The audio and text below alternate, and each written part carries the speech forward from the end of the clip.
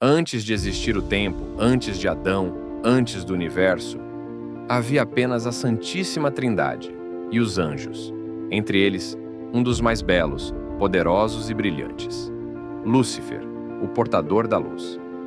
Mas a luz se transformou em escuridão.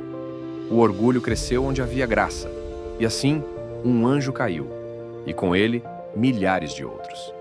O que realmente aconteceu? O que a Bíblia e a Igreja nos ensinam sobre essa queda cósmica que até hoje afeta a humanidade? Prepare-se para entender a queda de Lúcifer, não como um mito, mas como um fato espiritual profundo revelado nas Escrituras. Os anjos foram criados por Deus antes da criação do mundo físico. São seres espirituais, dotados de inteligência e vontade, mas sem corpo físico. O Catecismo diz: a existência dos seres espirituais, não corporais, que a Sagrada Escritura chama habitualmente de anjos, é uma verdade de fé. Assim, sustentada pela Sagrada Escritura e pela unanimidade da tradição, os anjos são espíritos puros, criados por Deus para servir e ser mensageiros, e a sua existência é um testemunho da criação e da intervenção divina no mundo.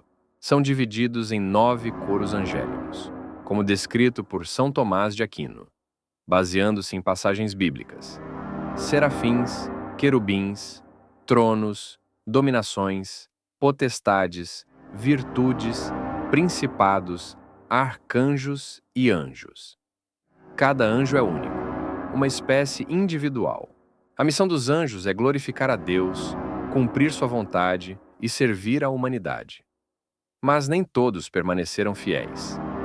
Eles foram criados em estado de graça, com plena liberdade, para escolher servir ou não a Deus. E essa liberdade foi o cenário de uma guerra celestial que mudaria tudo. Lúcifer vem do latim lux ferre, portador da luz. Lúcifer era um anjo criado por Deus com brilho, inteligência e poder incomuns. Em Ezequiel 28, vemos a descrição simbólica de um rei, mas que a tradição associa ao perfil espiritual de Lúcifer.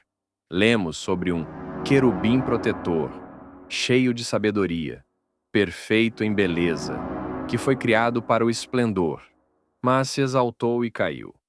Com isso percebe-se que Lúcifer era um anjo de altíssima hierarquia, talvez um querubim. Ele não foi criado mal. Pelo contrário, sua missão era glorificar a Deus. Mas algo aconteceu. Em Isaías 14, vemos uma figura chamada Estrela da Manhã, que diz: subirei ao céu, estabelecerei meu trono acima das estrelas de Deus, serei semelhante ao Altíssimo. Ele brilhava entre os anjos, mas usou sua liberdade para si e não para Deus. A beleza se tornou vaidade. Seu orgulho gritou: subirei ao céu, acima das estrelas de Deus, exaltarei o meu trono. Serei como o Altíssimo. Isaías 14:14. E foi nesse instante que a luz virou trevas. O pecado de Lúcifer foi o orgulho espiritual. Ele desejou o trono, quis ser adorado, rejeitou a ordem divina. O orgulho de Lúcifer não contaminou apenas a si mesmo. 1/3 dos anjos, segundo Apocalipse 12:4, o seguiu, dando início à primeira batalha espiritual da criação. Houve uma batalha no céu. Miguel e seus anjos combateram contra o dragão. Apocalipse 12:7. Lúcifer, agora o dragão, não lutou com armas, mas com rebelião. São Miguel Arcanjo, cujo nome significa quem como Deus, se levanta em fidelidade. São Miguel é o protetor da igreja, o líder da milícia celeste. Ele se rebela contra o orgulho de Lúcifer com um grito simples: quem como Deus? Que em hebraico é Micael. Enquanto Lúcifer dizia: serei como Deus, Miguel respondeu: quem como Deus? E ali se estabelece a divisão eterna, os que servem a Deus e os que se rebelam contra ele. Resultado? O grande dragão é expulso do céu com 1/3 dos anjos que o seguiram. E com eles, nasceu o inferno. O céu permanece puro. A terra agora se torna campo de batalha. Ai da terra, pois o diabo desceu até vós, cheio de grande ira. Apocalipse 12:12.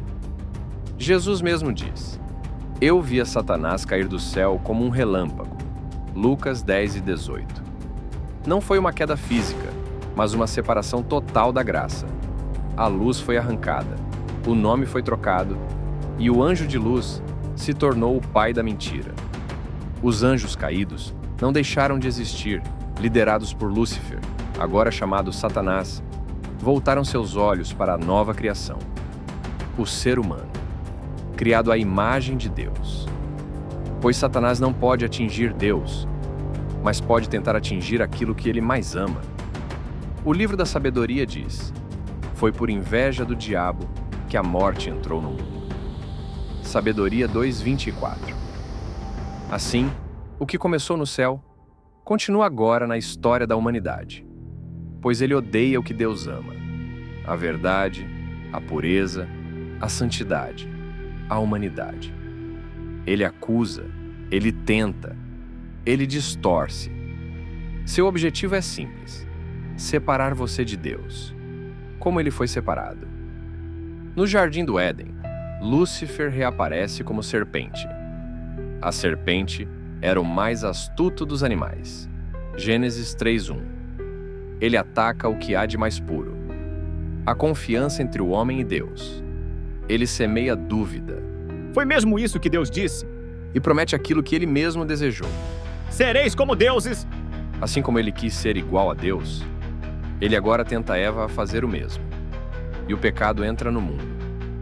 O mesmo veneno que o fez cair, agora é passado à humanidade. Depois, o vemos tentando Caim, tentando Jesus no deserto, tentando Pedro a negar, tentando Judas a trair. Ao longo da história, seu dedo aparece nas heresias, nas guerras, nas divisões, mas sempre camuflado, sutil, sedutor. Ele não aparece com chifres e fogo. Ele se disfarça em luz, vaidade, desejo de poder. Por isso, São Paulo nos alerta: Satanás se disfarça como anjo de luz. 2 Coríntios 11:14. Muitos se perguntam: Deus criou o inferno? Jesus foi claro: o fogo eterno foi preparado para o diabo e seus anjos. Mateus 25:41.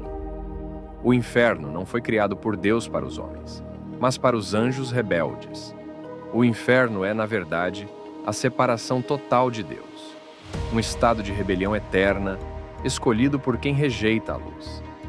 Lúcifer não foi punido como um castigo passional de Deus. Foi consequência de uma escolha livre, porém definitiva. Mas Deus não quer que ninguém se perca.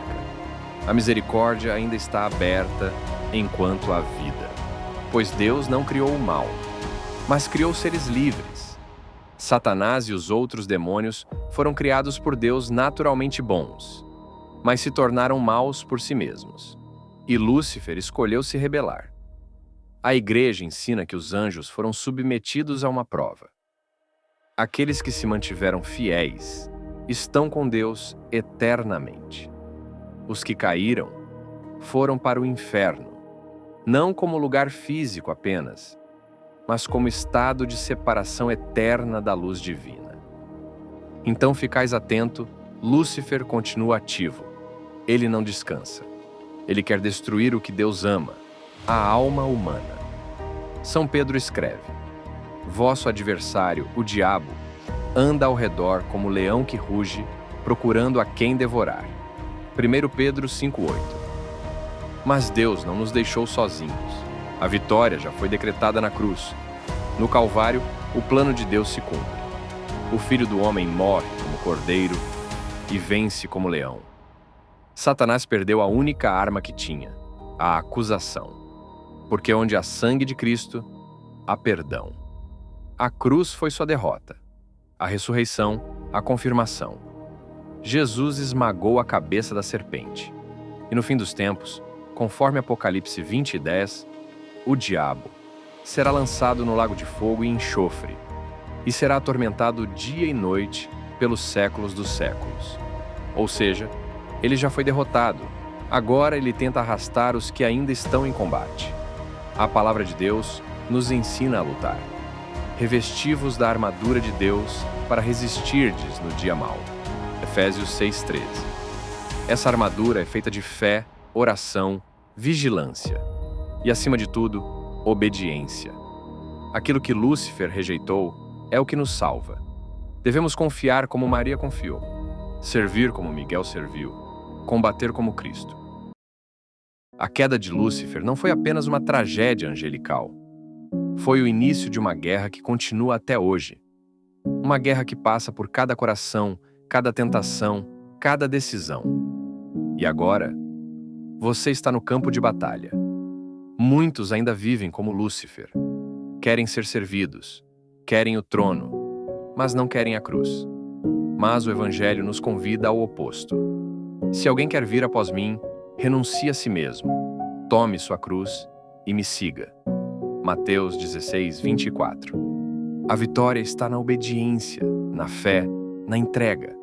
Que possamos, como Miguel, gritar com a vida: quem como Deus? E viver como filhos da luz, mesmo em tempos de trevas. Se esse vídeo falou com seu coração, curta, se inscreva no canal e compartilhe com quem precisa entender que a guerra espiritual é real. E comenta aqui: São Miguel, defendei-nos no combate. E vamos juntos viver como soldados da luz, até o fim.